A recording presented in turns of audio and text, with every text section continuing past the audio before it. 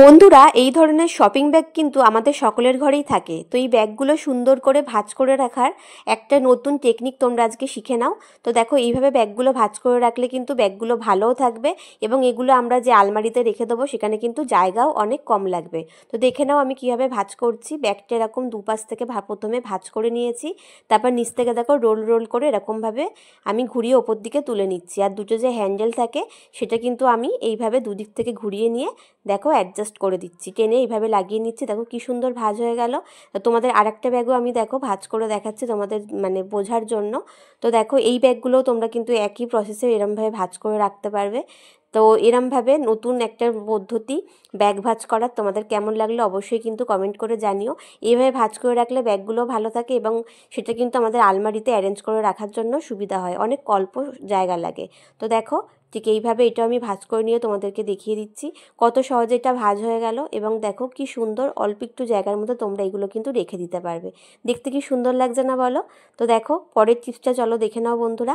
আমাদের এই ধরনের ব্যাগের মধ্যে অনেক সময় সাইডে চেন থাকে না, তখন আমাদের কী হয়, খুচরো পয়সা রাখতে খুব অসুবিধা হয়। তোমরা সেই সময় কী কাজ করতে পারো, সোনার দোকানের যে ছোটো ছোটো ব্যাগগুলো থাকে সেগুলো তোমরা এখানে কিন্তু এইভাবে সেট করে সেফটি পিন দিয়ে এরকম খুচরো পয়সা রাখার জন্য একটা সাইড ব্যাগ অ্যারেঞ্জ করে নিতেই পারো।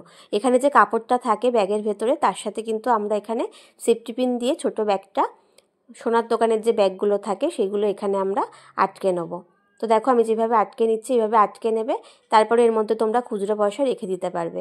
তাহলে সহজেই তোমরা ব্যাগটা খুলে এখানে সামনে ছোট ব্যাগটা পেয়ে যাবে এবং ওখান থেকে খুলে কিন্তু খুচরো টাকা দিতে পারবে। অনেক সময় ছোট ব্যাগ কোথায় চলে যায় ব্যাগের ভেতরে খুঁজতেও কিন্তু আমাদের টাইম লেগে যায়। তো এই টিপসটা কেমন লাগলো সেটাও জানিও।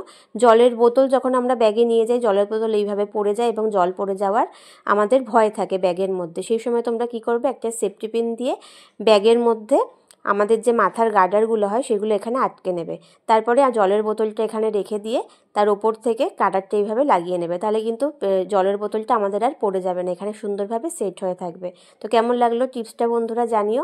এরপরে দেখো মেঝের মধ্যে যখন আমাদের নেল পলিশ পড়ে যায় তখন কোনো ভয় পাওয়ার ব্যাপার নেই। সামান্য একটু লবণ নিয়ে নেবে আর হাত দিয়ে সামান্য একটু ঘষে নিলেই দেখবে সুন্দর একদম নেল পলিশের দাগ উঠে যাচ্ছে। আর এরপরে টিপসটা চলো দেখে নাও। আমাদের ঘরের মোবাইলের যে চার্জারগুলো আমরা যতবারই এইভাবে রোল করে তারগুলো পেঁচিয়ে রাখি, এইটা কিন্তু খুলে যায়। তো এটা আমরা কিভাবে ভাঁজ করে রাখবো দেখে নাও, একটা সহজ পদ্ধতি শিখে নাও।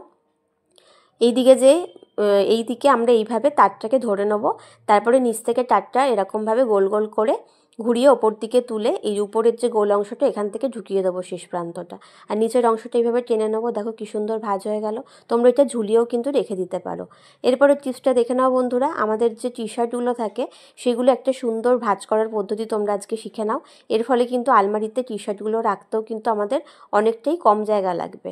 তো দেখো প্রথমে আমরা টি শার্টটা এরকম উল্টো দিক পেছন দিকটা করে নেবো, তারপর এরকম হাতার দিকটা যেরকমভাবে আমরা নর্মালি ভাঁজ করি টি শার্ট এরকমভাবে দু সাইড থেকে ভাঁজ করে নেবো। তারপর নিচের দিকটা আমরা জাস্ট এরকমভাবে হাফ করে এইভাবে একটুখানি ভাঁজ করে নেবো।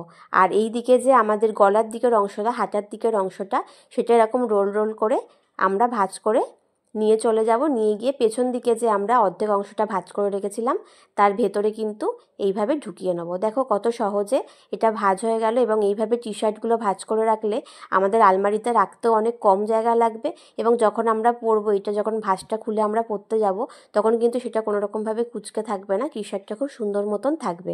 কেমন লাগলো টিপসগুলো জানিও, বন্ধুদের সাথে শেয়ার করো ভিডিওটা। সবাইকে টাটা।